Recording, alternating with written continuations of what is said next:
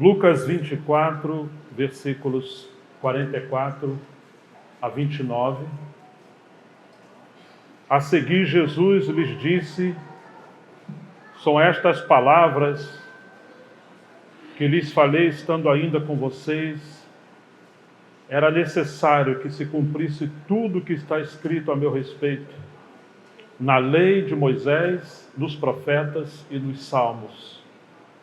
Então lhes abriu o entendimento para compreenderem as Escrituras.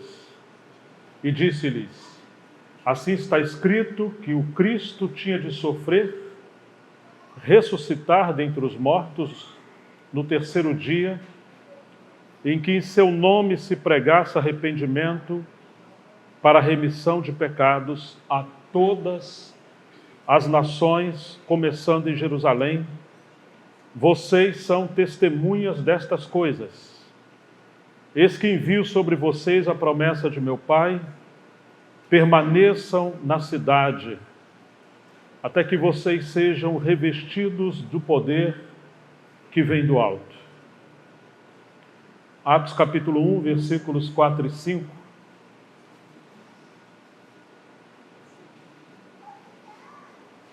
E comendo com eles, deu-lhes esta ordem: não se afaste de Jerusalém, mas esperem a promessa do Pai, o qual vocês ouviram de mim.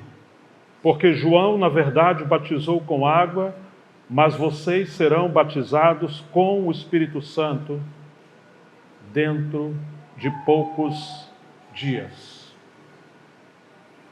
Pai, em nome de Jesus Cristo, nós glorificamos o Teu nome, confessamos que o Senhor tem toda a autoridade nos céus e na terra, que foram dadas a Jesus, o nosso Senhor, que governa todas as coisas. Nós pedimos que o Senhor abençoe a Tua palavra, esse ambiente, os equipamentos, e que a Tua palavra seja, ó Deus, eficaz nos nossos corações, venha cumprir tudo aquilo que o Senhor propôs para esse tempo. Nós também repreendemos Satanás em nome de Jesus Cristo, toda interferência maligna, em nome de Jesus. Que o Senhor seja glorificado, o Senhor venha nos amadurecer para ter zelo com as Tuas coisas.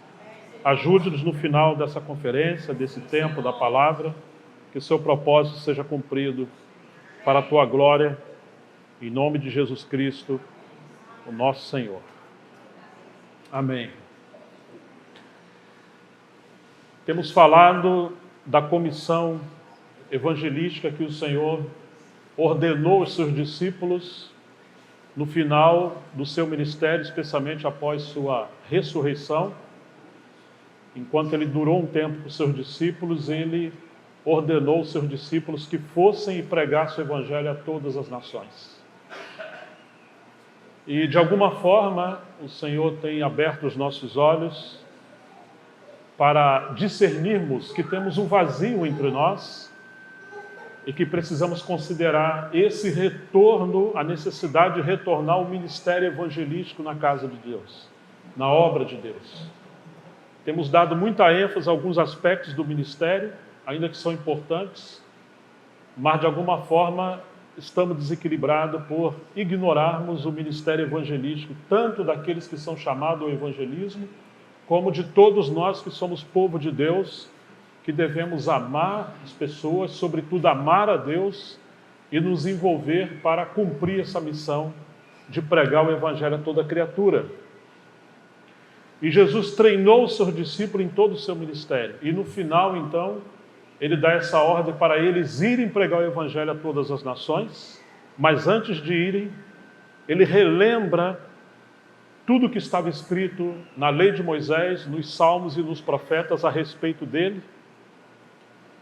E seus entendimentos são abertos. Agora ele diz que eles devem ir pregar o evangelho, eles devem ser suas testemunhas. O chamado inicial para eles era para serem testemunhas. E testemunhas é daquilo que viu, que ouviu, que presenciou, que experimentou. Eles trilharam o discipulado com o Senhor naquela escola que Jesus os treinou. O Senhor não esperava apenas que eles ensinassem a palavra, mas que, de maneira prioritária, testemunhassem do que eles viram. Existe uma diferença muito grande entre ser testemunha e ser apenas alguém que ensina algo que ele não presenciou e não viu. Quando o Senhor chamou a Paulo, ele disse que o chamou para ele ser testemunha e ministro das coisas em que ele tem visto a Jesus e nas coisas pelas quais Jesus ainda se revelaria a Paulo. Ou seja, Paulo poderia falar de muitas coisas ou de todas as coisas, mas ele deveria falar de todas as coisas nas quais ele viu Jesus enchendo todas as coisas. Não é simplesmente falar das coisas, é falar de Cristo nas coisas. E um problema é quando temos as coisas, mas não temos Cristo nas coisas. Às vezes nosso Cristo está muito longe. E de fato, consideramos na primeira mensagem a necessidade de vermos Cristo como nosso evangelista. Graças a Deus por vermos como nosso apóstolo, sumo sacerdote, o bom pastor, o mestre, o profeta, mas pouca ênfase tem dado a ele como o evangelista, os cumprimentos das profecias do Antigo Testamento e o seu ministério desde o começo ao fim. Agora ele delega essa responsabilidade aos seus discípulos para que eles pudessem continuar. E nós vamos falar um pouco desse processo para o cumprimento dessa grande comissão ou desse ministério evangelístico que eles deveriam prosseguir. Jesus relembra tudo o que dizia a respeito dele na lei, nos profetas e nos salmos. O entendimento deles são abertos e agora ele relembra essa missão de que eles deveriam pregar o evangelho a todas as nações, mas no final dessa passagem de Lucas 24, entre 44 e 49, ele diz: eis que envio sobre vocês a promessa de meu Pai. Permaneçam, pois, na cidade, até que vocês sejam revestidos do poder que vem do alto.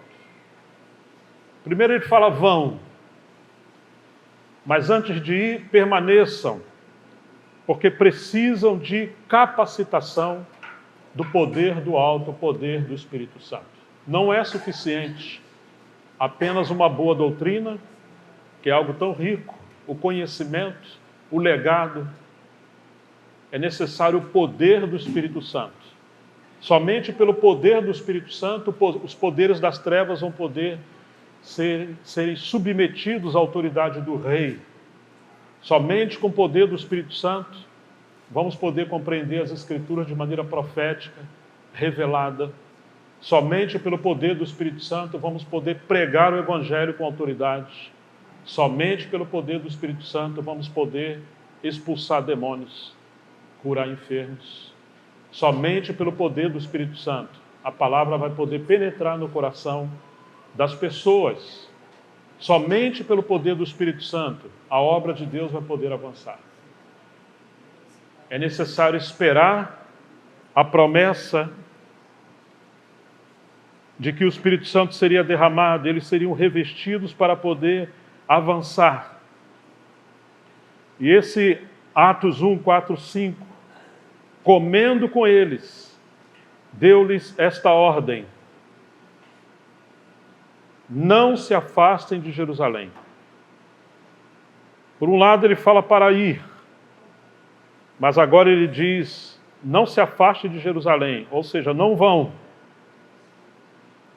Parece um paradoxo, uma contradição, mas na verdade é um processo.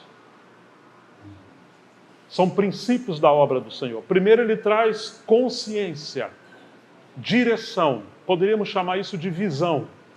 Vocês foram salvos, vocês foram chamados, foram treinados, não para ficarem sentados, ouvindo mais e mais e mais e mais. Não.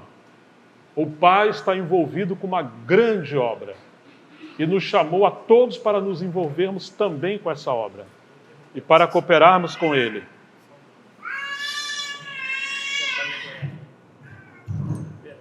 Não?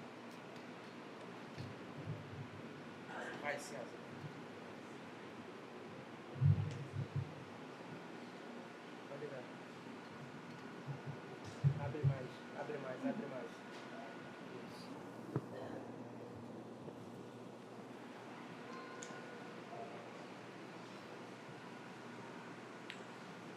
Não se afastem de Jerusalém, mas esperem a promessa do Pai, o qual vocês ouviram de mim, porque João, na verdade, batizou com água, mas vocês serão batizados com o Espírito Santo dentro de poucos dias. Um extremo é não ir, é a passividade. O outro extremo é querer fazer a obra do Senhor sem o ministério do Espírito Santo. Se homens que lideram a obra de Deus não são cheios do Espírito Santo, vão gerar um ministério fraco, um ministério de pessoas vazias, um ministério técnico, porém não orgânico, um ministério de conhecimento, porém não de poder. E nós vamos ver que a obra que eles realizaram foi a obra do Espírito Santo, ou o ministério do Espírito Santo. Eles precisavam primeiro ser cheios do Espírito Santo, para que as pessoas que fossem salvas também fossem cheias do Espírito Santo e pudessem então ser usadas pelo Espírito Santo para esse ministério, essa comissão seguir adiante. Nós temos um problema muito sério, alguns problemas, porque muitas das vezes não estamos seguindo a escola de Jesus, o nosso mestre. Estamos num outro tipo de discipulado. Jesus fazia e ensinava. Hoje nós temos muito ensinamento e pouca prática. Nós falamos mais da obra de Deus do que praticamos a obra de Deus. Às vezes até discutimos pela obra de Deus e tem muitos problemas na obra de Deus por causa do conhecimento elevado, despojados de enchimento do Espírito Santo. O conhecimento em si não tem problema, quando ele é um combustível que faz a obra de Deus incendiar pelo poder do Espírito Santo. Mas conhecimento sem enchimento do Espírito Santo seria um instrumento para apagar a obra de Deus. O Moody, no século XIX, dizia que o maior problema naquele tempo era a transição, o tráfico de informações não experimentadas. As pessoas estavam com a cabeça cheia de conhecimento, muita literatura, isso na época de Moody, mas não tinha experiência espiritual. Não seria esse também um dos nossos problemas que nós temos vivido em nosso tempo? O Senhor nos vocacionou para uma obra, mas infelizmente temos sido condicionados a ficar na passividade, estudando a palavra, lendo a palavra, compartilhando a palavra e anulando o enchimento do Espírito Santo. E por isso nós temos uma geração enfraquecida. Precisamos de revisão espiritual. Voltarmos à escola de Cristo. Tem se falado muito do chamado à comunhão com Cristo Jesus, o Filho de Deus, o nosso Senhor. Mas às vezes isso é tão espiritualizado que não se consegue aplicar nas nossas necessidades, tanto individuais como coletivas. Precisamos rever esse conceito de chamada à comunhão com Cristo. Porque quando olhamos para Cristo, ele foi o apóstolo que foi enviado pelo Pai. Ele veio cumprir a sua missão. Agora ele não chama todos nós para seguirmos a sua missão, mas ele também foi o intercessor. Ele foi o obediente. Ele foi o humilde, o quebrantado, o homem de dores. Ele foi aquele que sua comida e bebida foi fazer a vontade do seu Pai. Foi aquele que não se distraía com a religião, não se distraiu com coisa alguma, não buscou engajamento ministerial, não buscou glória humana, não buscou favores dos homens, aplauso dos homens. E muito interessante que tudo que Jesus falou, ele visava a praticidade. Você não vai encontrar o nosso mestre falando algo que não seja aplicável e que não busca obediência. Se estiver me ensinando, ouvindo algo que não nos leve à praticidade, essa não é a escola de Cristo. Jesus fazia e ensinava. É uma distração muito grande, ensinamentos que não visa a praticidade, que não transforma a vida, que não capacita o povo de Deus. E assim foi Jesus.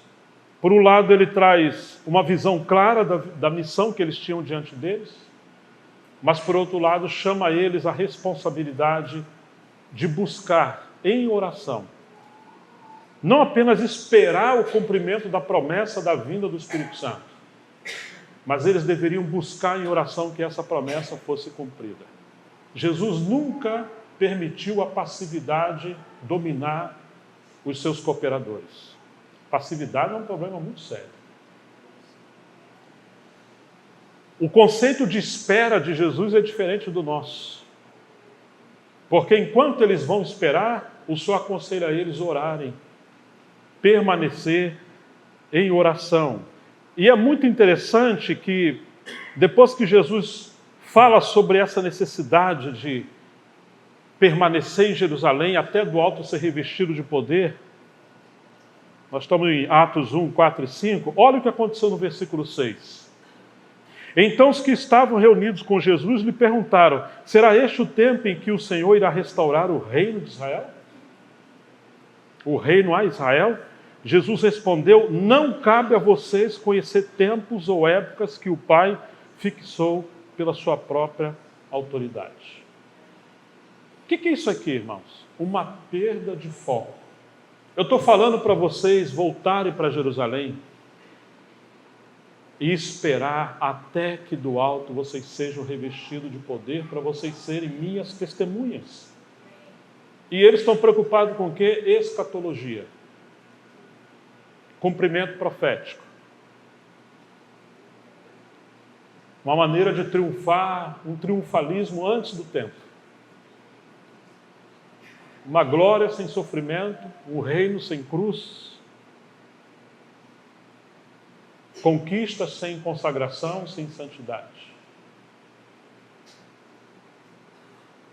Não cabe a vocês conhecer tempos ou épocas que o Pai fixou pela sua própria autoridade, mas vocês, Jesus chama eles de volta para o foco.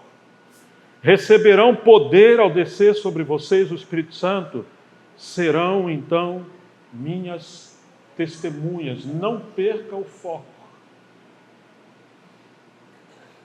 Tanto em Jerusalém, agora o Senhor dá uma estratégia para eles, como em Judeia, toda a Judeia e Samaria até os confins da terra. Então poderíamos falar um pouco dessa etapa, dessa visão, essa etapa da missão evangelística. Em primeiro lugar, o Senhor traz a visão para eles. E hoje nós temos fraqueza nessa área porque essa visão está, digamos, ocultada, como que velada, desprezada. É como se temos que focar nas coisas mais elevadas e esquecer das coisas básicas. Mas você não tem uma casa se não começa com fundamento. E ainda que você tenha uma casa com fundamento, se você tirar o fundamento, ela vai ruir. E é isso que tem acontecido com a obra de Deus. Igrejas fracas, pequenas, vazias, ministérios pobres, enfraquecidos. Temos que gastar muito tempo com informações, porque perdemos a visão inicial desse chamamento. E isso é uma distração. Em primeiro lugar, Jesus mostra a visão. Temos que ter uma visão muito clara da nossa vocação. Antes de irmos para o céu, o que o Senhor espera de nós nessa etapa enquanto peregrinamos nessa terra. Em segundo lugar, depois da visão, dependência. Permaneçam na cidade. Esperem, porém, não de forma passiva, mas em oração e intercessão. Em terceiro lugar, capacitação espiritual. Eles precisavam ser revestidos de poder. Em quarto lugar, estratégia. Comecem por Jerusalém. Comecem por Jerusalém. Depois, sim, em toda a Judéia e Samaria e até aos confins da terra. Quantos estão olhando lá para os confins da terra, ou para grandes outras obras, grandes outras coisas, mas se esquecem da sua própria casa, do lugar onde ele está, ou da assembleia onde ele está? Alguns querem ser missionário longe. Lembre-se ontem que eu falei um pouco de uma leitura aplicada de João 3,16. Deus amou o mundo de tal maneira, é uma visão muito macro, grande, né? Ele enviou o seu único filho para que todo aquele que nele crê não pereça, mas tenha vida eterna. Como é que poderíamos aplicar isso para cada um de nós? Deus amou a minha cidade de tal maneira, Deus amou o meu bairro de tal maneira, a minha rua, a escola onde meu filho estuda, a empresa onde cada um de nós venhamos a trabalhar, o prédio onde nós moramos, os lugares onde frequentamos. Deus amou de tal maneira esses lugares que enviou você, enviou a mim, para sermos luz do mundo e sal da terra. Para que possamos orar por aquele ambiente, por aquelas pessoas, para que a nossa vida seja uma mensagem. Talvez tenhamos um problema lá na nossa região e no Rio de Janeiro, que vocês não têm aqui. Muitos empresários não querem contratar cristãos. E eu estou falando de empresários cristãos, porque os piores empregados que eles têm tido ultimamente são crentes. Estava pregando a palavra para o dono de uma padaria, que é um amigo meu. Eu frequento bares, padaria, lembra? E ele abriu a gaveta, tirou um bolo de cheque. Isso já faz uns 5, 6 anos. Falou, está vendo isso aqui? Eu falei, tô. São todos cheques de pessoas que me enrolaram. Compraram mercadoria e não pagaram, e tem valores altos. Todos esses aqui, a maioria são crentes. Eu continuei visitando ele, participando de várias coisas. Um dia ele falou para mim que mudou um pastor para perto onde ele morava. Ele tem propriedades também no campo, na zona rural. E esse homem nunca falava com ele, não dava bom dia, passava lá, às vezes de terno e tal. E um dia ele parou esse homem. Falou assim, ó, se um dia você passar mal, você vai morrer sozinho lá. Só vamos sentir o cheiro da carniça depois. Você é um homem arrogante, apesar de ser crente. Para que isso? Eu conheço um crente, eu já briguei com ele, já falei um bocado de coisa com ele, ele continua visitando, ou ele pregou o evangelho para minha família, para os meus filhos, hoje somos colegas, e ainda que ele escreve para a revista, viaja e tudo, ele ainda é uma pessoa simples. Eu não creio que o cristianismo seja isso que você está tentando transmitir. E infelizmente é assim. Às vezes pensamos, Deus amou o mundo de tal maneira.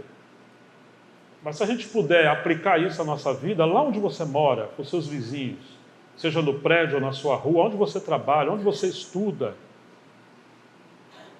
aquele ali deveria ser o seu campo missionário. Deveríamos orar por cada pessoa daquela. Ou eleger algumas pessoas em nosso coração para orarmos por essas pessoas e tornar isso o nosso campo missionário. Mas às vezes esquecemos que todos nós temos essa responsabilidade. Ainda que nem todos temos o ministério evangelístico, ou não somos o evangelista ou um evangelista, mas todos nós devemos ser inflamados com o amor do Senhor, com a grande comissão. E no mínimo, orarmos, dar um folheto, ajudar uma pessoa, servir uma pessoa, abraçar uma pessoa. E termos esse grande desejo de que almas sejam salvas para Ele. Amém, queridos? Então, quando lemos João 3,16, vamos aplicá-lo à nossa vida. Amém? Lá na sua empresa, na sua casa, na sua escola, na sua rua, no seu condomínio, onde você frequenta, não importa. Que ali seja esse campo missionário. A nossa África, a nossa Ásia, a janela 1040 começa ali para nós. Orarmos. E, sobretudo, lembrar que nós lemos a Bíblia, a sociedade lê a nossa vida. Nossa vida deve ser uma mensagem. Deus chamou Abraão de profeta. Você já viu Abraão profetizando? Não. Mas por quê? Porque a vida de Abraão era uma profecia. Deus abençoou Abraão, mas também falou para Abraão: "Sê tu uma bênção". Então que a nossa vida também seja uma mensagem, uma profecia e uma bênção para as pessoas. Temos crise de integridade, temos crise de caráter, temos crise de mau testemunho na sociedade. Como as pessoas vão crer no Evangelho cujos mensageiros são pessoas que dão mau testemunho com a sua própria vida? Ou se os nossos lares estão de cabeça para baixo? Nossas contas bancárias, nossos compromissos, como estão os nossos compromissos? Deus nos ajude a tocar em coisas práticas, porque se o nosso ministério, a nossa igreja local, estiver envolvida com a grande comissão, nós vamos ter que tocar em todas essas coisas.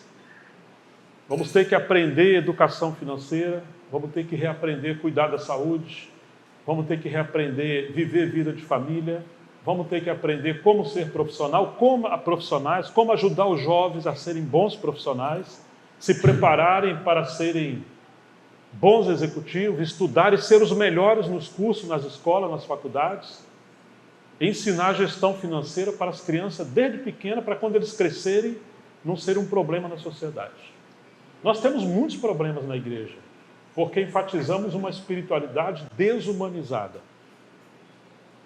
preparando pessoas para ir para o céu, mas se esquecendo da nossa responsabilidade enquanto transitamos nessa terra. Vamos ter que rever o nosso estilo de ministério. Vocês lembram que perguntaram a Jesus, no capítulo 6 de João, verso 28 e 29, quais são as obras de Deus pelas quais possamos realizar, ou para realizarmos? Como se tivesse muitas obras. Jesus respondeu: a obra de Deus é esta, que creiais naquele que por ele foi enviado. E eu ressaltava aos irmãos que a palavra obra aí é ergon, no grego, que seria o mesmo que perguntar com o que Deus está envolvido hoje? Qual é o negócio de Deus? Onde estão os seus olhos? Com o que ele está trabalhando? Com o que ele está envolvido? Que a gente quer se envolver também. E Jesus responde: Deus está envolvido no seu Filho, para que tudo aquilo que for feito nesse universo seja para o seu Filho. Agora vocês lembram o que Paulo falou para Timóteo em 2 Timóteo capítulo 4, verso 5? Eu repeti isso várias vezes, no primeiro e segundo dia. Faça a obra de um evangelista. Obra ali é ergon. Timóteo, você pode pregar, liderar, pastorear, trabalhar com família, ministrar o que você fizer. Mas lembre-se de uma coisa: tudo que você fizer, seja um meio para mobilizar o povo de Deus a pregar o Evangelho, a não viver uma vida passiva. Então você vai ordenar a sua vida, o seu casamento, a sua carreira profissional, sua vida cristã, sua responsabilidade na igreja. Tudo tem que ter o foco de se envolver com o que Deus está envolvido, com essa grande missão. Nós falamos que a obra de Deus, resumidamente, ou o propósito, é convergir todas as coisas em Cristo? Sim.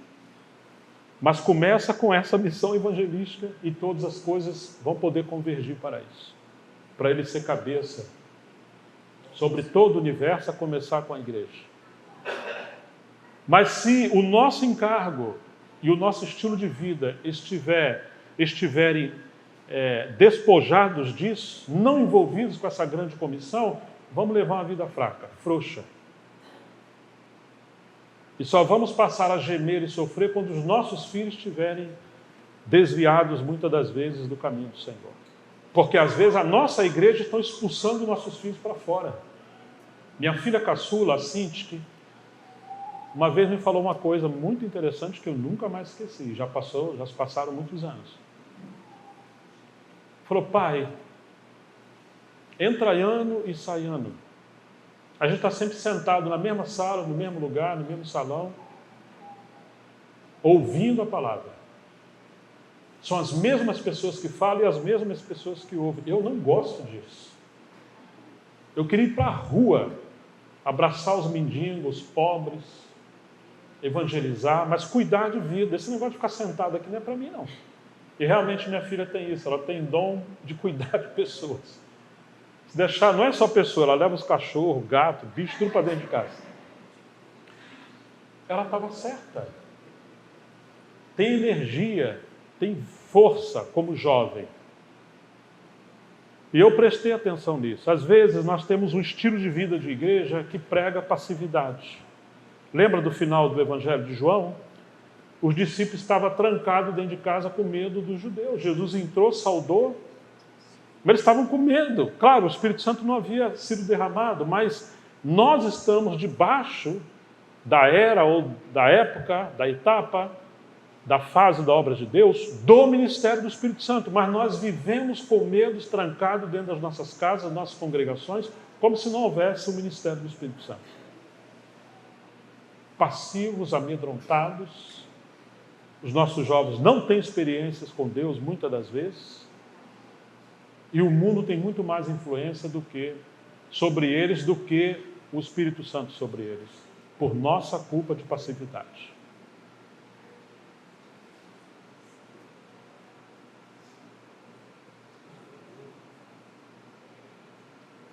Atos 1, 12. Vamos seguir o texto.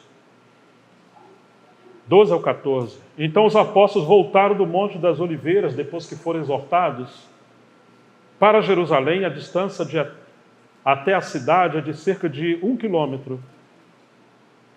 Quando entraram na cidade, subiram para o cenáculo, onde se reuniram Pedro, João, Tiago, André, Filipe, Tomé, Bartolomeu, Mateus, Tiago, filho de Alfeu, Simão, o Zelote, e Judas, filho de Tiago. Todos estes subiram para fazer uma grande conferência. É assim que está na sua Bíblia? Não. Não viajaram para uma grande conferência. Graças a Deus pelas conferências. Mas olha isso aqui.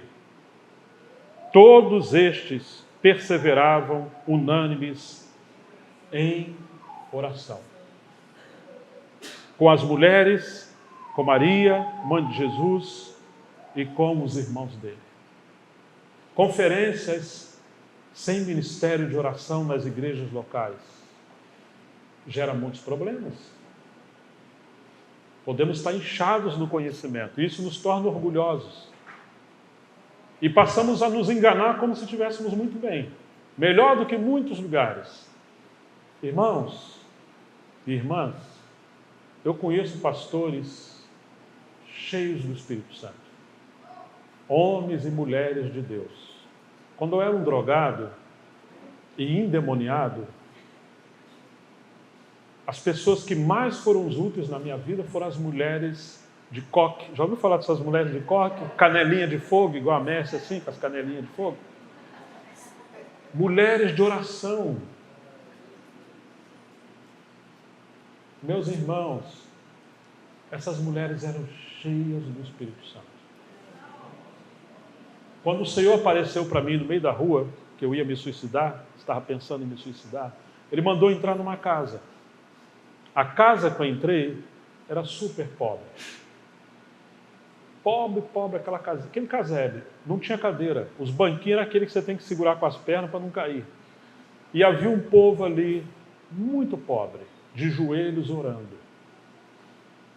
Eu usava correntes, cabelos grandes, drogado, endemoniado. Eles me receberam com tanto amor. Ali eu fui visitado pelo Senhor. Esse era um povo de jejum e oração. E eles profetizaram sobre a minha vida. Vários dons, depois eu entendi que eram dons do Espírito Santo. Mas eu não tive bons lugares, bons ambientes, onde as pessoas só estudavam a palavra. Porque eu vim dessa herança de pessoas que oravam e jejuavam e pregavam o Evangelho. Então foi um choque, vamos dizer até cultural em relação ao cristianismo, quando eu conheci essa linha mais da vida interior, de vida cristã, de ministério do ensino e etc, que eu valorizo tanto e ajudo tanto e publico livros. Mas essa é a esfera de ministério, em detrimento do ministério evangelístico ou pastoral, ou de avivamento, etc., isso gera um grande problema. E que Deus nos ajude a equilibrar as coisas. Nós estamos como um pássaro com uma asa só, não sai do lugar, vai só se bater. Ou uma canoa com remo só dando volta, em torno dos mesmos assuntos por muitos anos. Eles estavam ali orando. Versículo 15. Naqueles dias, Pedro se levantou no meio dos irmãos. E eu queria chamar a sua atenção para isso aqui. Quando você pegar a lista dos apóstolos que Jesus escolheu, diz assim, essa é a lista. Primeiramente Pedro, existe esse termo na Bíblia, primeiramente. A eleição dos apóstolos. Quando eles estão reunidos agora, Pedro se levantou primeiro. Foi Pedro que falou, vou pescar, e todos foram atrás de Pedro. Sempre Pedro é o primeiro. Mas quando foi iniciar a obra de Deus, Pedro se levantou primeiro. E olha o que Pedro fala. Se levantou no meio, Lucas está relatando. Naqueles dias, Pedro se levantou no meio dos irmãos, que formavam um grupo de mais ou menos 120 pessoas, e disse, irmãos, era necessário que se cumprisse a Escritura que o Espírito Santo predisse pela boca de Davi a respeito de Judas. Eu falei, peraí, Pedro. Pedro está fazendo uma leitura espiritual da obra de Deus. Era um homem simples, cheio do Logos, cheio da palavra de Deus, e agora ele está interpretando a mente do Espírito Santo. E ele está citando, contextualizando, alinhando o cumprimento dos fatos daquele dia com aquilo que a palavra inspirada pelo Espírito Santo havia falado. E ele encontra o contexto de Pedro nas Escrituras. E diz que Judas foi o guia daqueles que prenderam Jesus. Ele era um dos nossos e teve parte neste ministério. Porque está escrito no livro dos Salmos, olha a mente de Pedro.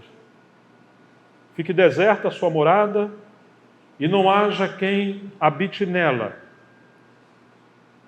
E que outro tome o seu encargo. Portanto, é necessário que dos homens que nos acompanharam todo o tempo em que o Senhor Jesus andou entre nós, começando no batismo de João, até o dia em que foi tirado do nosso meio e levado às alturas, um destes se torne...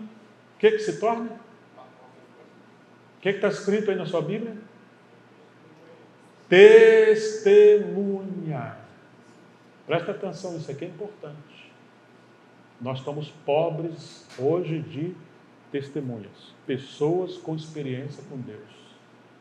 Para testemunhar e provocar-nos buscar experiência com Deus. Que interessante isso, né? Que seja testemunha conosco da sua ressurreição. Então propuseram, e aí vem a história que propuseram 2 deles e Matias foi escolhido. Mas ele orando, ele fala, tu, Senhor, que conhece o coração de todos, revela-nos. Deus está buscando revelação. Revela-nos qual dos 2 escolheste para preencher a vaga neste ministério e apostolado do qual Judas se desviou, indo para o seu próprio lugar. Um trabalho colegiado de equipe, sem competição, mas ali havia a vaga de cada um tinha o seu lugar. Que obra maravilhosa quando o Senhor vincula ministérios que antes eram individuais e agora podem andar em companhia, em equipe, mas sabemos que nenhum de nós somos uns sem os outros. Que coisa tão maravilhosa isso. Mas lembre-se disso. Quem tomou a dianteira, quem se levantou com os outros foi Pedro. E nós temos um problema. Porque quem levantou Pedro para ir à frente primeiro foi o Senhor. Às vezes o Senhor levanta pessoas entre nós. Qual que é a nossa tendência? Nós queremos diminuir essa pessoa. Não, fulano está aparecendo muito, mas você acha que Pedro não aparecia? Só que Pedro não está chamando atenção para ele está liderando a obra de Deus. Você se lembra que em Mateus 16 o Senhor deu as chaves do reino para Pedro? Não deu para os outros. Todos eles tiveram o seu lugar, mas a chave estava com Pedro. Eu sei que é estranho falar isso. Mas olha o versículo que prossegue. Então Pedro se levantou. De novo Pedro. Junto com os 11. E erguendo a voz, dirigiu-se à multidão nestes termos. Perdão, eu pulei aqui uma passagem. O capítulo 2 teve o derramamento do Espírito Santo.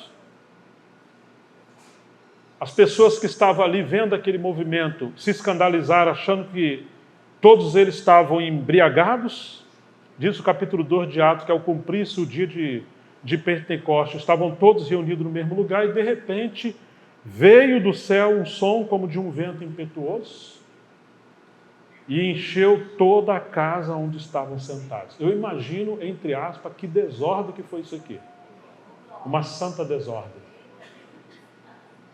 Charles Spurgeon, o príncipe dos pregadores, disse uma vez: ó Deus, envia-nos uma chuva de santa desordem. Isso é sério. Que ele viu que as coisas estavam tão organizadas que nem precisava mais do Espírito Santo, já estava tudo certinho. E estavam tão organizadas como um cemitério. Se você quiser um lugar muito bom, sem problema, tudo organizadinho, vai para o cemitério. E ele orou: Senhor, envia-nos uma chuva de santo desordem, ou seja, um avivamento. E graças a Deus isso aconteceu. Então, quando houve esse derramamento do Espírito Santo, todos ficaram cheios do Espírito Santo. Então Pedro se levantou, estou em Atos 2, junto com os 11, e erguendo a sua voz, dirigiu-se à multidão nestes termos. Mas lembre-se disso, Pedro se levantou. Ele vai usar as chaves que ele recebeu para abrir a porta da palavra para os judeus.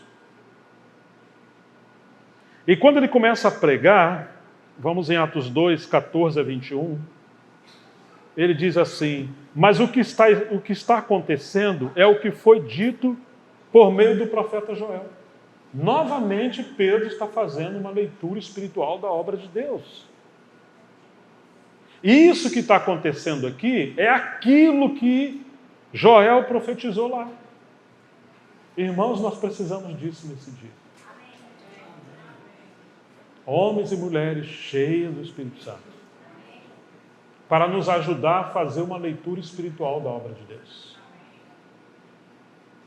Isso que está acontecendo é aquilo que está escrito. Isso é o ministério profético. E Pedro vai citar as escrituras do profeta Joel, que acontecerá nos últimos dias, etc, etc. E chegamos no versículo 37 de Atos 2. Quando ouviram isso, ficaram muito comovidos, os ouvintes, e perguntaram para quem? A Pedro, porque Pedro vem primeiro. E aos demais apóstolos, mas Pedro vem primeiro. O que faremos, irmãos? 38, então Pedro respondeu: não devemos ter medo daqueles pioneiros que Deus levanta ou levantou entre nós. Devemos ter medo da gente anular essas pessoas que têm chaves e a obra de Deus paralisar. E muitas vezes tem sido assim. Damos prioridade para pessoas mortas produzirem ministérios mortos, uma audiência morta. Mas Deus dá prioridade a pessoas cheias do Espírito Santo para trazer avivamento, para termos uma obra cheia do Espírito Santo. Assim foi o começo da obra de Deus. E esse é um problema do nosso tempo. Assim foi a obra de Deus no livro de Atos. E aí, com uma pregação de Pedro, se converteram cerca de 3.000 almas. E você vai continuar lendo o livro de Atos, você vai ver quantas vezes aparece o Espírito Santo trabalhando e ele cheio do Espírito Santo orando. Uma vez eles oraram e tremeu todo lugar onde eles estavam e todos foram cheios do Espírito Santo. E o que eles fizeram? Foram pregar o Evangelho. Todos foram pregar o Evangelho. Mas a ordem do Senhor é que eles deveriam permanecer em Jerusalém até do alto ser revestido de poder. Depois eles seriam testemunha tanto em Jerusalém, em toda a Judéia, Samaria, até aos confins da terra. Mas eles permaneceram em Jerusalém. Então o que aconteceu? Chegamos ao capítulo 8 para ganharmos tempo. Você lembra o que aconteceu no capítulo 8 de Atos dos Apóstolos? Uma grande perseguição. Antes, mataram Estevão apedrejado, e as vestes de Estevão foi colocada aos pés de um jovem chamado Saulo. E diz o capítulo 8, vamos lá então, podemos ler o versículo 1 e 4 inicialmente. Saulo consentiu na morte de Estevão. Naquele dia teve início uma grande perseguição contra a igreja que estava em Jerusalém. Todos, exceto os apóstolos, foram dispersos pelas regiões da Judéia e de Samaria. É interessante, né? O Senhor falou para eles: vocês permanecem em Jerusalém, vão ser revestidos de poder e vão ser minhas testemunhas, tanto em Jerusalém como Judéia, Samaria, até os confins da terra. Mas agora, os que estão indo para essas regiões não são os apóstolos, são todos pessoas comuns. Depois Pedro ia viajar também. Tem que observar esses detalhes. Por isso que precisamos voltar a ler as Escrituras com uma mente iluminada pelo Espírito Santo. Porque alguns pensam que essa ordem do Senhor, ide por todo mundo e pregar o Evangelho a toda criatura, foi só para os 12. E ninguém mais. Já se passaram cerca de 2000 anos. Por isso que o Senhor não faz mais nada hoje, não opera milagre, não tem salvação, não tem nada. Por quê? Porque entrou o cessacionismo. Esses dons foram só para o primeiro século, só para os apóstolos. Isso é uma estratégia maligna para poder matar a obra de Deus. O Senhor deu a ordem para os discípulos irem pregar e chegar a todas as nações. E depois manda eles ficarem em Jerusalém, até do alto se revestido de poder, vocês vão ser minhas testemunhas, tanto em Jerusalém, Judéia, Samaria, até os confins da terra. Agora estão ali em Jerusalém. O Senhor permite uma grande perseguição e diz esse versículo: todos, exceto os apóstolos, foram dispersos pela região da Judéia e de Samaria. Então, essa ordem do Senhor não era somente para os 12. Isso foi uma ordem direta para todos, começando com os 12. Mas eles representavam todo o povo de Deus. Alguns homens piedosos sepultaram Estevão e fizeram grande lamentação por ele. Agora olha aqui, irmãos. Saulo, porém, queria destruir a igreja, indo de casa em casa e arrastava homens e quem mais? Ah, tem mulheres na sua Bíblia? Porque parece que na Bíblia de muitos não tem. Existe uma grande importância às mulheres na obra de Deus. Tem uma série de mensagens que um irmão deu sobre isso, relatando as mulheres no ministério de Jesus, as mulheres no ministério de Paulo, as mulheres na história da igreja, a importância do serviço das irmãs com equilíbrio. E como a igreja tem sido pobre, porque existe uma anulação ao serviço das irmãs. Uma vez eu cheguei numa cidade e os irmãos me procuraram e falaram assim: Gerson, as irmãs poderiam servir a ceia? Não é pregar e ministrar a ceia, é pegar a bandeja e servir os copinhos, os pães. Eu falei: é sério que você está me perguntando isso? Não, é sério. Por quê? Porque um dos irmãos mais velhos, um dos obreiros mais velhos, quando viu uma irmã servindo a bandeja, que os presbíteros pediram, ele não quis tomar ceia. E ele disse que se as irmãs servirem, ele se retira da reunião e vai embora. Porque era uma irmã.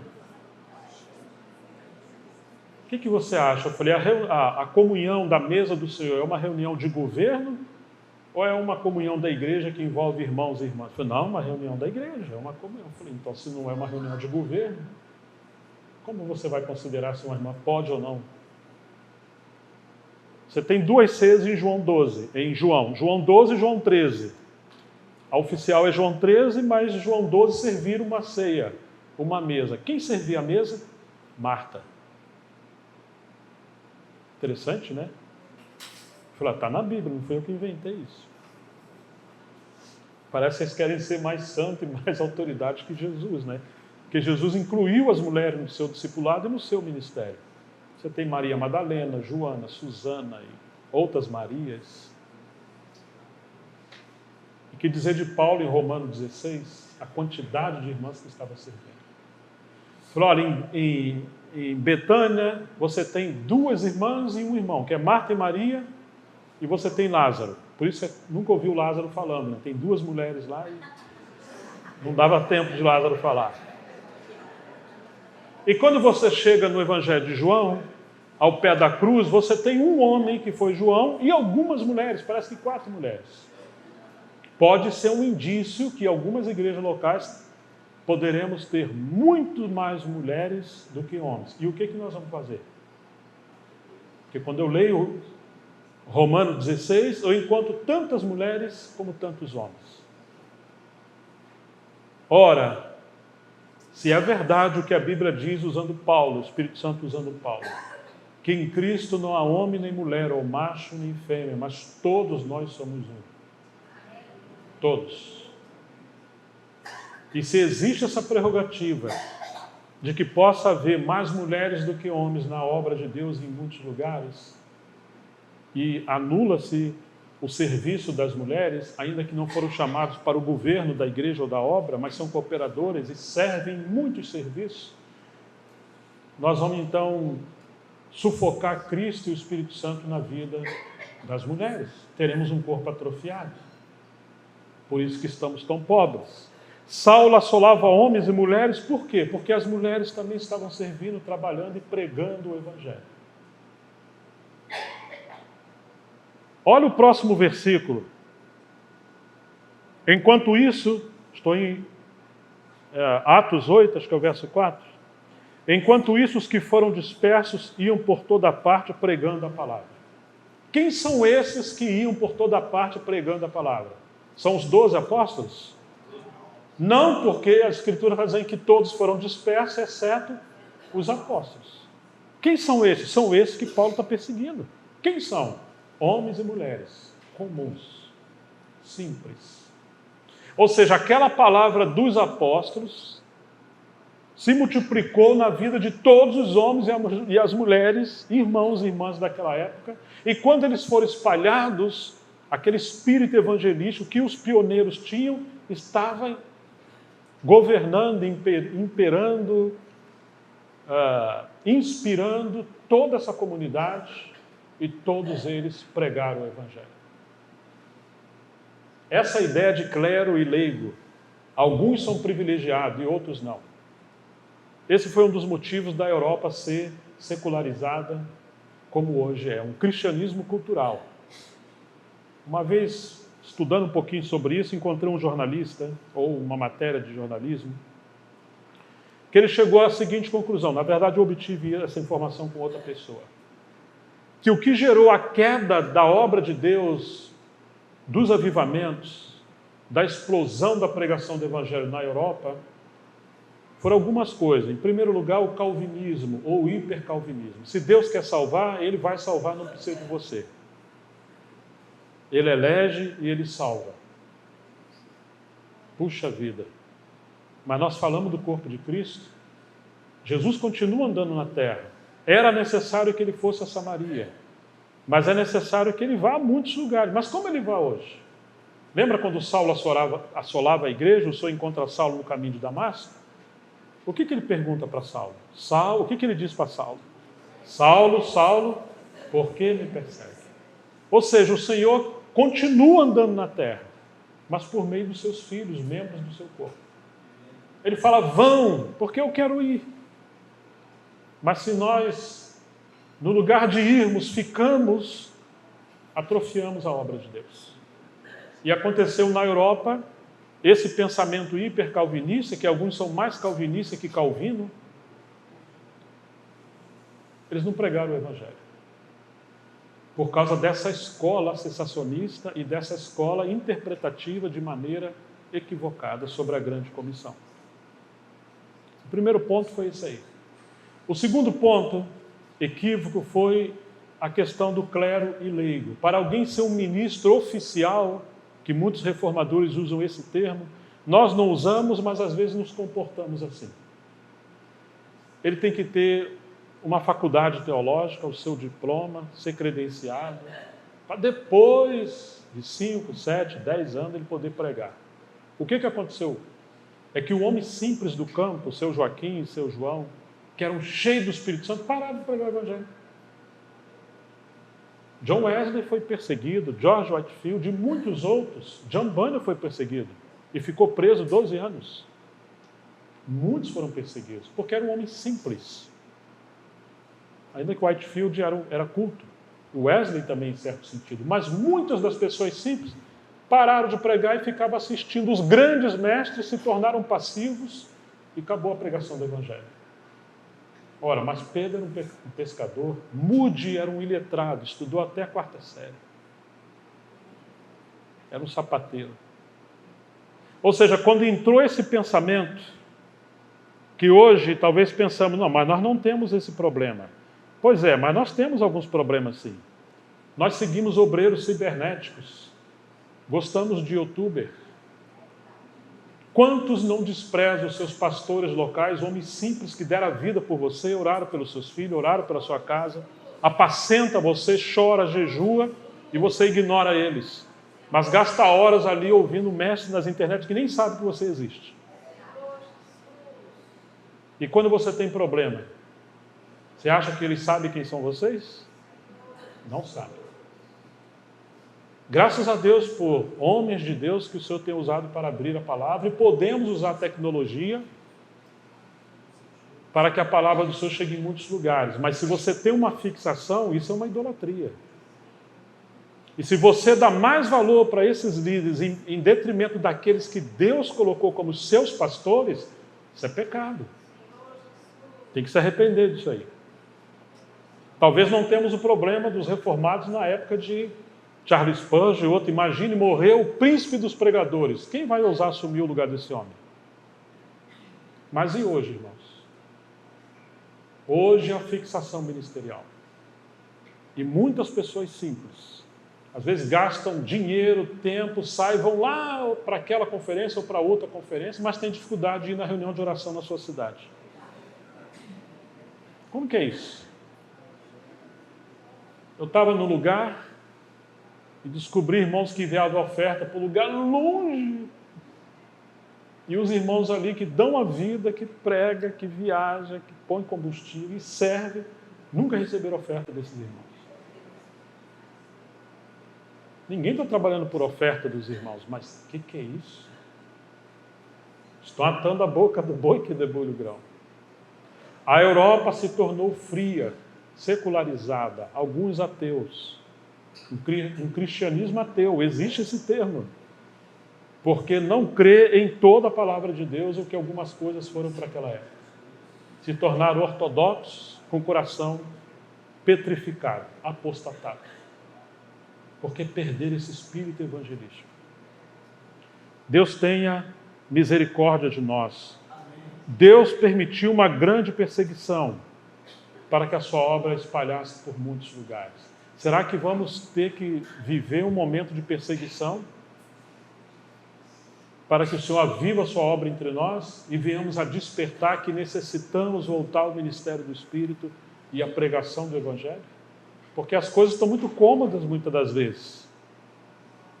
Homens e mulheres, Paulo os perseguia e os encerrava na cadeia. Eles iam por toda parte pregando o Evangelho.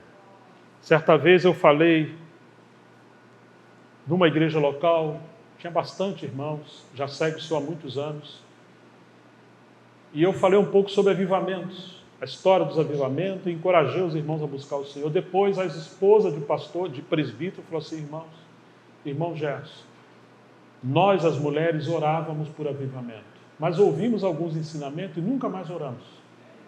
Como se nunca mais vai acontecer avivamento. Nos arrependemos hoje e estamos restaurando a reunião de oração. E vamos orar por evangelismo, por avivamento, pelos nossos jovens. Nesses dias aqui, vários irmãos e irmãs têm nos procurado. Uma irmã falou para minha esposa: eu visitava as pessoas, às vezes 3 vezes na semana, as mulheres, pregando para mulheres, e gostava de ir para os hospitais. Paramos. Em nome do Senhor, estamos voltando. Amém. Deus nos ajude. Deus nos ajude. A obra do Senhor foi prosperando no livro de Atos depois dessa perseguição. E o Senhor enviou Pedro para a casa de Cornélio. Atos 10, Pedro está pregando a palavra.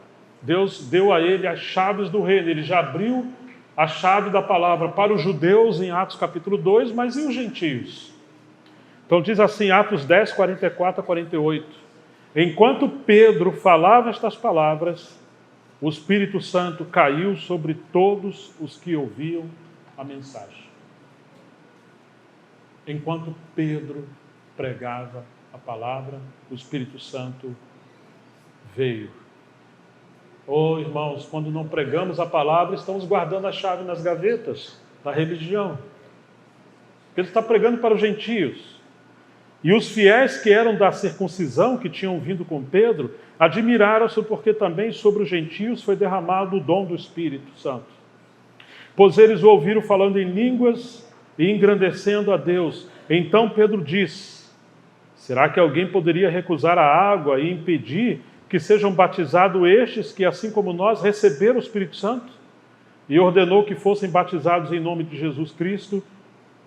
Então lhe pediram que permanecesse com eles por alguns dias. Mas quando Pedro volta para Jerusalém, sabe o que aconteceu? Olha o capítulo 11, verso 1 a 4. Chegou ao conhecimento dos apóstolos e dos irmãos que estavam na Judéia, que também os gentios haviam recebido a palavra de Deus. Quando Pedro voltou para Jerusalém, os que eram da circuncisão começaram a questioná-lo, dizendo, quem diria, hein, seu Pedro? Logo você, hein? Você, seu Pedro, entrou na casa de homens incircuncisos e comeu com eles. Estão confrontando Pedro, como se tivesse pecado para a morte, alguma coisa muito rara. Então Pedro passou a fazer-lhes uma exposição por ordem, dizendo, não fui eu, foi o Espírito Santo. Eu estou lá na casa de Simão, o curtidor, tive uma visão, Deus falou comigo, depois vieram os soldados enviados da parte de Cornélio, o Senhor mandou eu ir, eu fui, mas eu não fiz nada, eu só preguei. E o Espírito Santo se meteu lá na minha pregação e caiu sobre ele. Mas não fui eu, quase bateram em Pedro. Ou seja, aqueles que deveriam apoiar a obra de Deus estão criticando Pedro, porque Pedro estava liderando essa nova etapa da obra de Deus aos gentios. Se deixasse por conta desses judeus, a obra de Deus nunca chegaria aos gentios. E nós também não estaríamos aqui. Quantas vezes, irmãos, por sermos carnais, não discernimos o que o Espírito Santo está fazendo e criticamos como se fossem obras do diabo.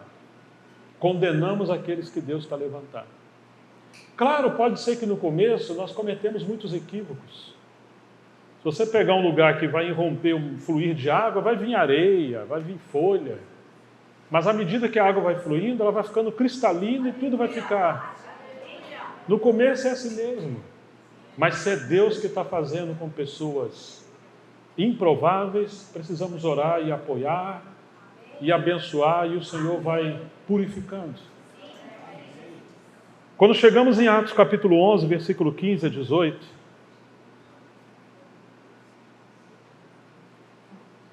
um pouquinho mais adiante, Atos 11, 19, a origem da igreja em Antioquia.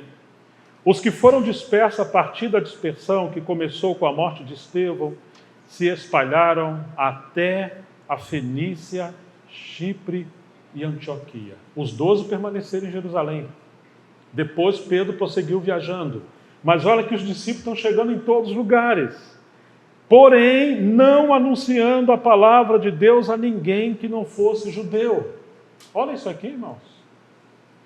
A ordem foi, vão a todas as nações. Começa em Jerusalém, chega a Judéia, Samaria e até os confins da terra. Agora chegaram nessas regiões dos gentios, não queria anunciar a palavra de Deus a ninguém que não fosse judeu. Alguns deles, porém, que eram de Chipre e de Cirene, e que foram até Antioquia, falavam também aos gregos, anunciando o evangelho do Senhor Jesus.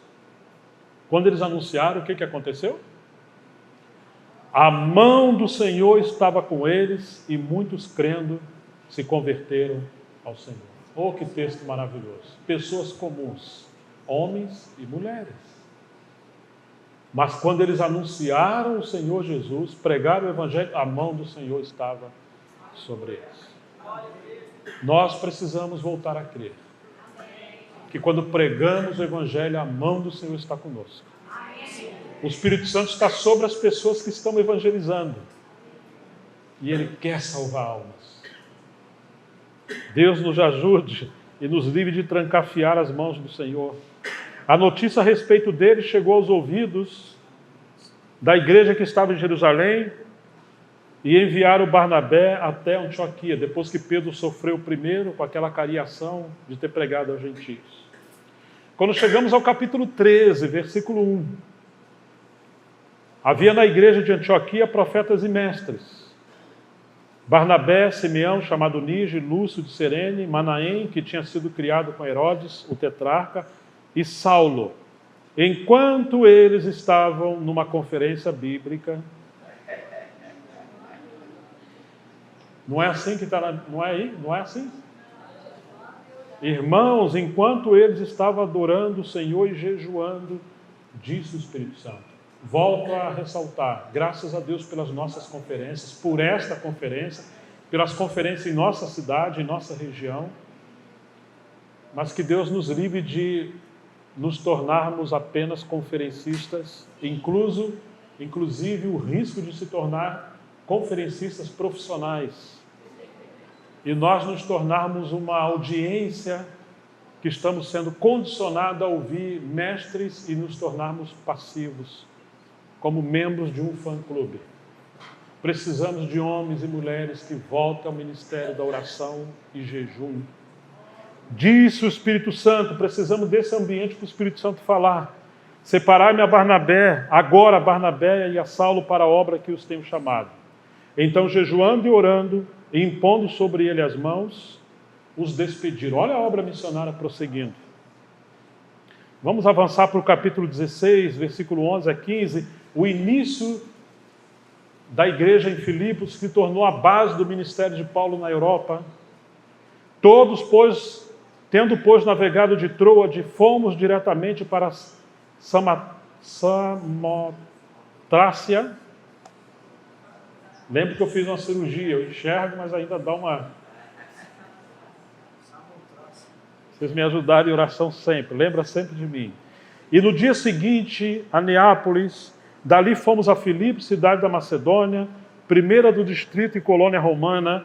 Nesta cidade permanecemos alguns dias. No sábado saímos da cidade para a beira do rio, onde nos pareceram haver um lugar de oração.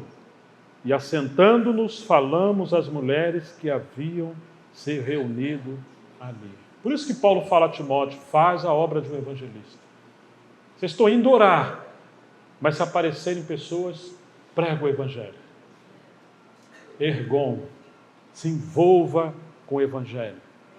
Me lembro que uma vez estava na Colômbia e marcamos de visitar uma cidade para ministrar aos irmãos.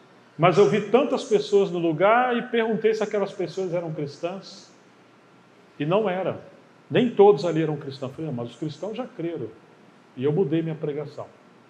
Eu preguei o evangelho e fiz um apelo. Era uma região pobre. E várias daquelas pessoas que estavam próximas, eram parentes, vizinhos, receberam o Senhor Jesus naquela noite.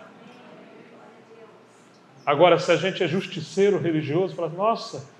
O irmão veio aqui ensinar as cartas de Paulo, para nós que estamos aqui esperando, mas já estão 40 anos estudando as cartas de Paulo. E ficam tristes porque pregamos o Evangelho. Como se isso fosse um recuo, um declínio ministerial. Deus tenha misericórdia de nós. Diz ali que quando Paulo está nesse sábado, e indo para um lugar que cuidava ter um lugar para oração, e tendo assentados, falaram às mulheres que ali estavam. Certa mulher chamada Lídia, da cidade de Tiatira, vendedora de púrpura, temendo a Deus, nos escutava. O Senhor lhe abriu o coração para que estivesse atento ao que Paulo dizia. Depois de ter sido batizada, ela e toda a sua casa nos fez este pedido: Se julgam que eu sou fiel ao Senhor, venham ficar na minha casa, e nos constrangiu a isso. Assim surgiu a igreja em Filipos. Uma mulher creu, Deus lhe abriu o entendimento e ela creu, compreendeu e creu. Irmãos, precisamos pregar o Evangelho. E crer que o Senhor abre o entendimento das pessoas, aqueles que Ele quer salvar. Nós não devemos ser hipercalvinistas. Não vamos pregar, se Deus quer salvar, é Ele que salva. Não, Deus quer nos usar como seus cooperadores, todos nós. Aí se a pessoa não for salva, teve lugares que Jesus pregou e não aconteceu nada. Mas isso vai contar para aquele dia do juízo. Se isso aconteceu com o Senhor, pode ser que aconteça com qualquer um de nós de ter trabalhado, pregado, ensinado e não aconteceu nada. Mas naquele dia ninguém vai ficar isento. Eu queria ressaltar algumas coisas que nos impedem de pregar o Evangelho. Em primeiro lugar, uma visão distorcida sobre o ministério evangelístico. Eu acho que isso é uma das doenças do nosso tempo.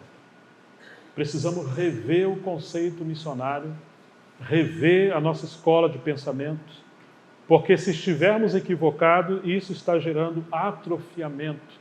E hoje muitos irmãos estão atrofiados e não pregam o Evangelho, têm medo de demônio, não dão folha, não faz nada.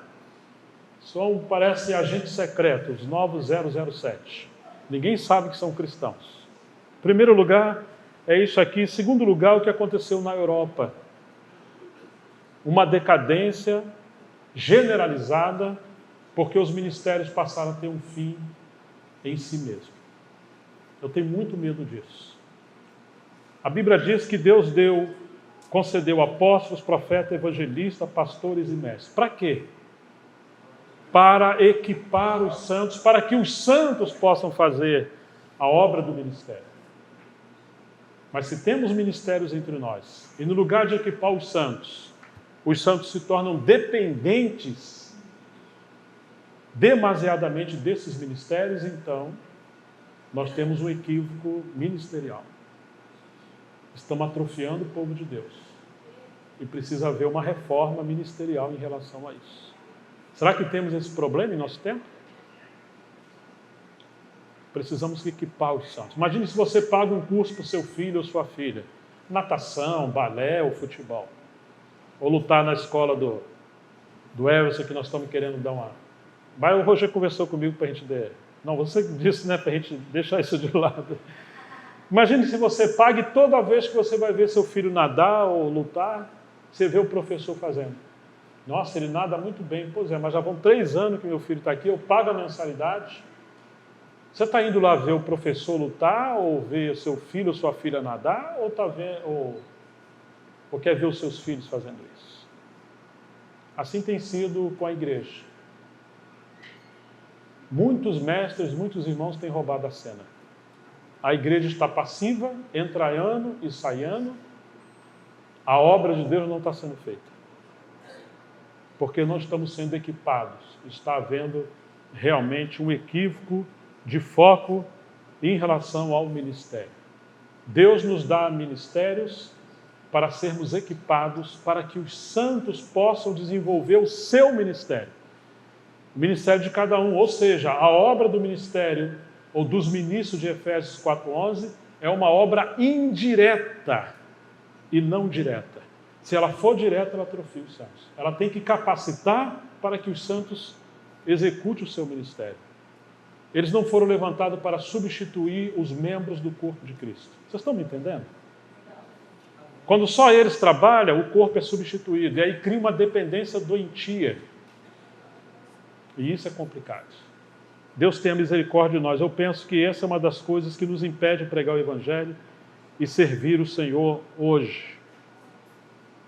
A fixação em obreiros cibernéticos, youtubers, não há problema nenhum em termos vídeos, irmãos postarem vídeos, não.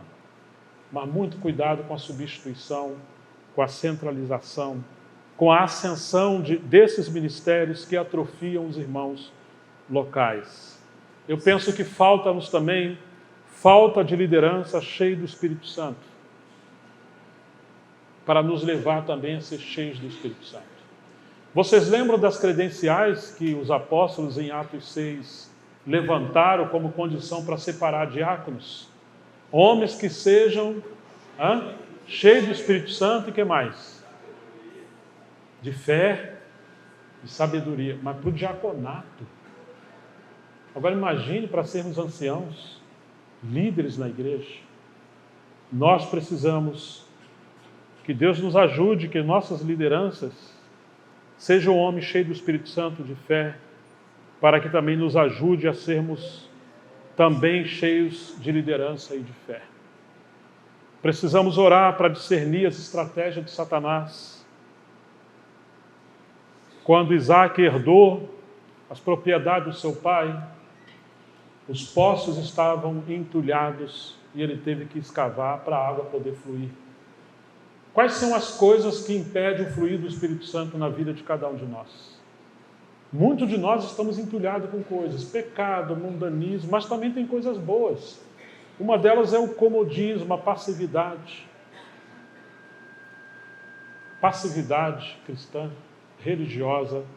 Deus nos ajude a cavar esses poços para que a água volte a fluir, porque o Senhor prometeu: quem crê em mim, como diz as Escrituras, do seu interior fluirão rios de águas vivas. Se isso não está acontecendo, temos que orar a Deus pedindo discernimento quanto às obras de Satanás. E às vezes tem obras cristãs, coisas boas que estão sendo usadas pelo inimigo para impedir o fluir do Espírito Santo. Quando Neemias está restaurando os muros da cidade, encontrou entulho no caminho do rei. Nosso rei é Jesus. Quantos entulhos estão no caminho do nosso rei, que impede o rei trabalhar entre nós e nós seguirmos o caminho até ele?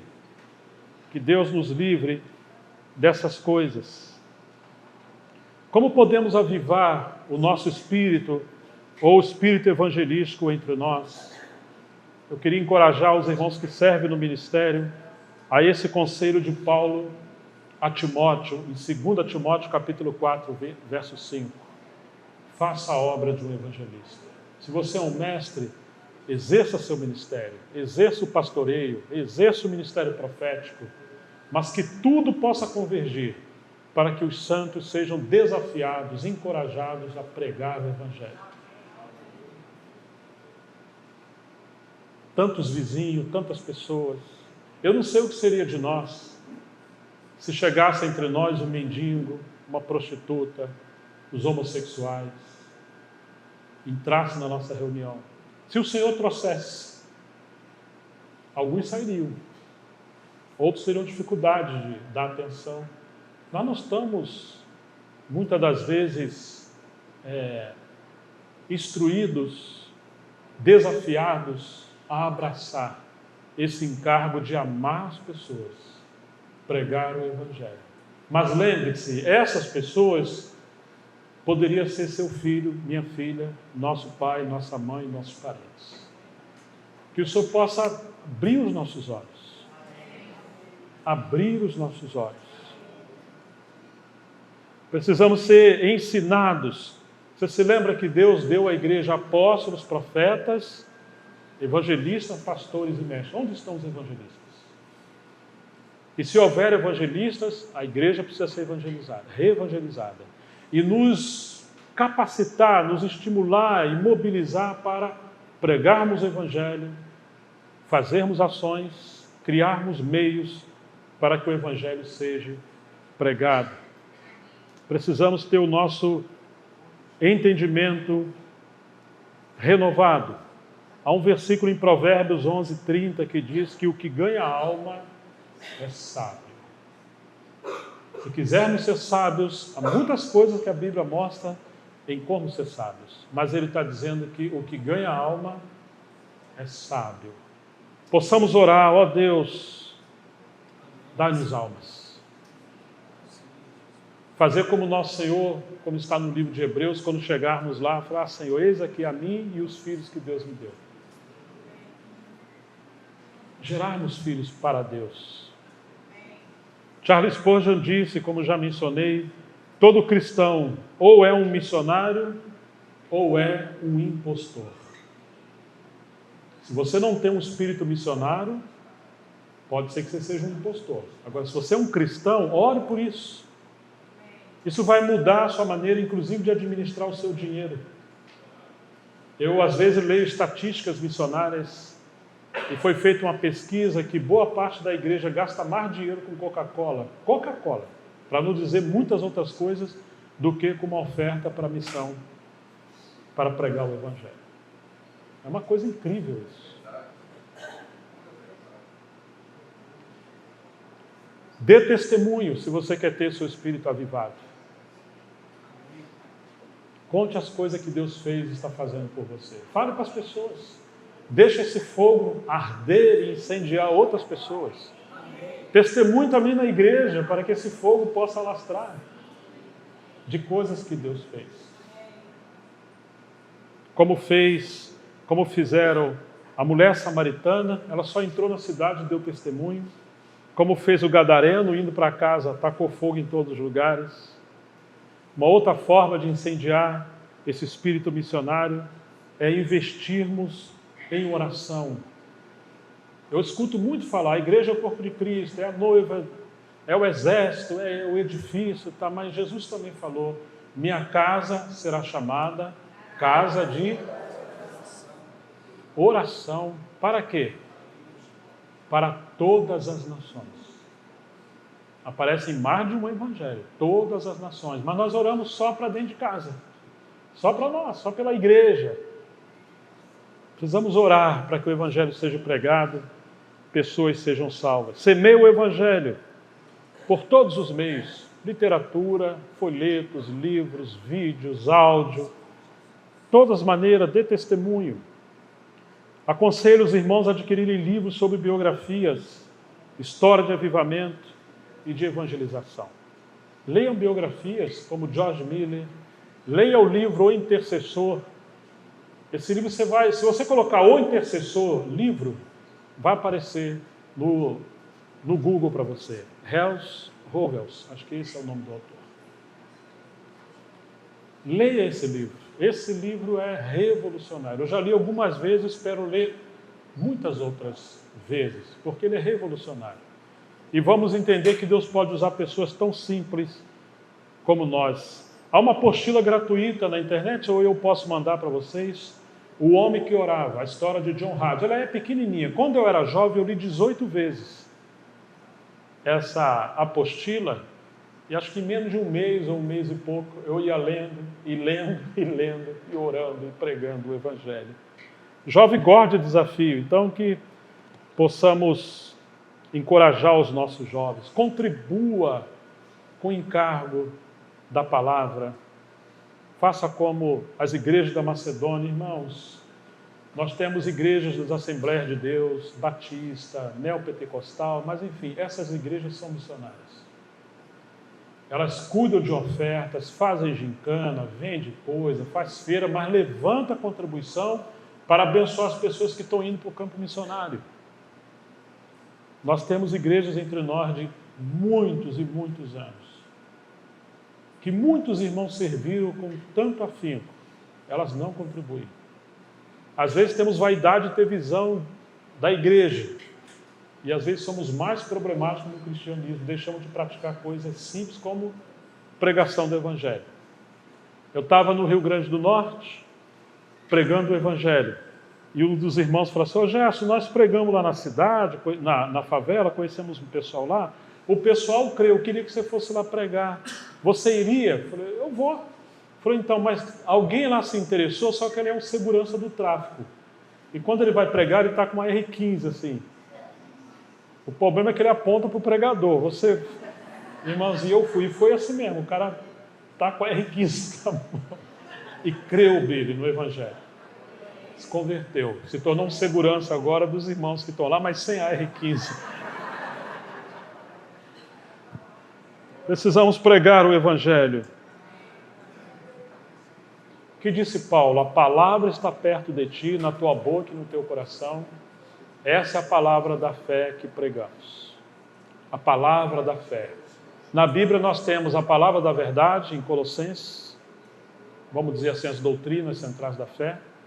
Nós temos a palavra da vida, em Filipenses. Nós temos as palavras de Cristo também em Colossenses. Nós temos a palavra profética por meio de Pedro. Mas também temos a palavra da fé em Romanos capítulo 10. Graças a Deus pelos nossos mestres, com a palavra da verdade, o ministério didático nos ensinando. Graças a Deus pela palavra da fé, que os pastores aplicam à nossa alma e ao nosso coração daquilo que eles aprenderam com os mestres, com a didática. Graças a Deus pela palavra profética que nos aponta para seguirmos com a luz que nos ilumina no meio da escuridão. Graças a Deus pelas palavras de Cristo, que nos ensina a viver dentro da casa como discípulos de Jesus. Mas, irmãos, precisamos da palavra da fé, que é a palavra do Evangelho. Ali é rema, a palavra que nos faz andar e praticar aquilo que o Senhor já nos ordenou a fazer. Os apóstolos estão sempre viajando na estrada de cidade em cidade. Os mestres estão caminhando pela Bíblia, os profetas transitando nos céus, os pastores entre o rebanho. Mas precisamos de evangelistas. Às vezes os evangelistas querem tacar fogo nas cadeiras, que estamos muito passivos, e nos levar, nos mobilizar para fora para pregarmos o Evangelho. Eles estão indo às almas perdidas, aos campos verdejantes, e nos mobilizando, ou pelo menos deveríamos fazer isso, a ganharmos almas para o Senhor. Que Deus nos ajude nesse dia, Deus nos ajude no tempo que nós estamos vivendo. Vamos orar, meus irmãos, vamos nos pôr de pé. Faça a obra de um evangelista, permeie toda a sua vida, sua família, seu trabalho, seu dinheiro, todas as coisas, para que sejamos instrumentos que possamos contribuir para que almas sejam salvas para o Senhor.